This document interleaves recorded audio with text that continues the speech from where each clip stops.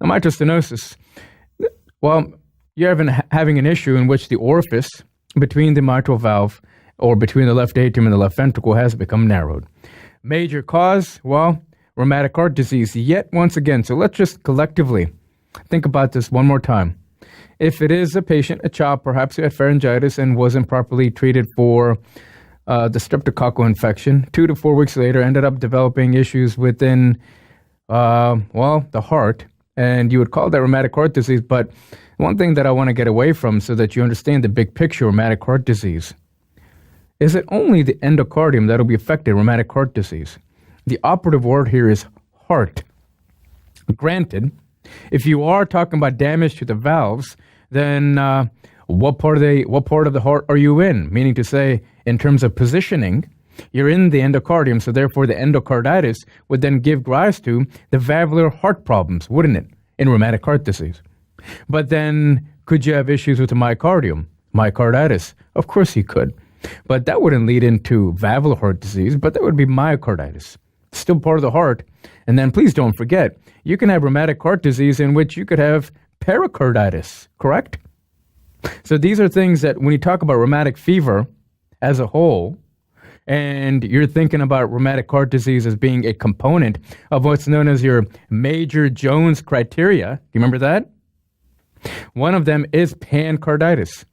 What we're dealing with specifically, and what we have been dealing with here specifically, has been the endocarditis component of rheumatic heart disease. Is that clear? I hope so. Now, with endocarditis taking place due to rheumatic heart disease, early on, the damage that's taking place to the valves, what's our topic here? Stenosis. Not early on. Early on, it would be what kind of issues, please? Regurgitation. What side of the heart are you paying attention to? Left side. What are they? Aortic and maybe the mitral regurg issues. Our topic here is stenosis. And I've mentioned this a few times. Let's do it once more. When you have repair process taking place due to damage, which is occurring here due to rheumatic heart disease, then the repair process will result in later on, chronically, as mitral stenosis.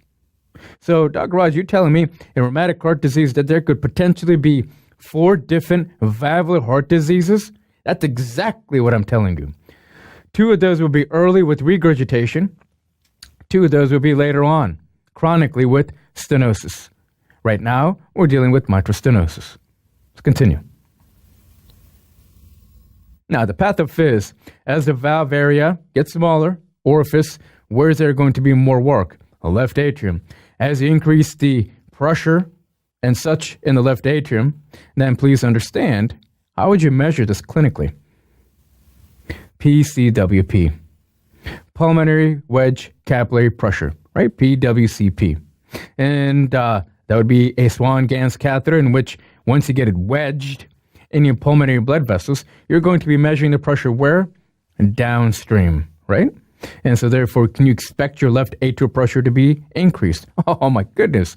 Isn't that the main feature of mitral stenosis? The pulmonary blood vessels will be affected, and early on, you will have pulmonary edema.